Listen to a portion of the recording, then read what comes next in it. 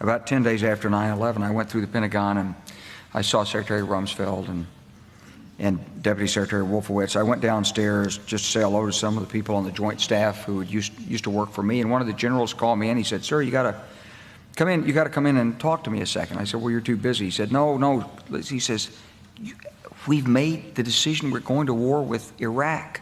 This was on or about the 20th of September. I said, "We're going to war with Iraq. Why?" He said, "I don't know." He said, "I guess they don't know what else to do." So I said, "Well, did they find some information connecting Saddam to Al-Qaeda?" He said, No. He says, "There's nothing new that way. They just made the decision to go to war with Iraq." He said, "I guess it's like we don't know what to do about terrorists, but we've got a good military and we can take down governments." And he said, "I guess if the only tool you have is a hammer, every problem has to look like a nail." So I came back to see him a few weeks later, and by that time we were bombing in Afghanistan. I said, "Are we still going to war with Iraq?" And he said, "Oh, it's worse than that."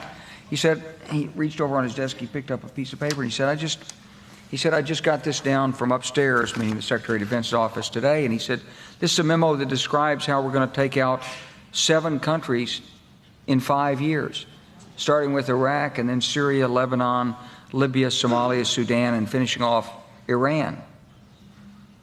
I said, "Is it classified?" He said, "Yes, sir."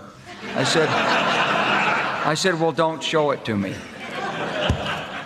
And I saw him a year or so ago, and I said, "You remember that?" He said, "Sir, I didn't show you that memo. I didn't show it to you."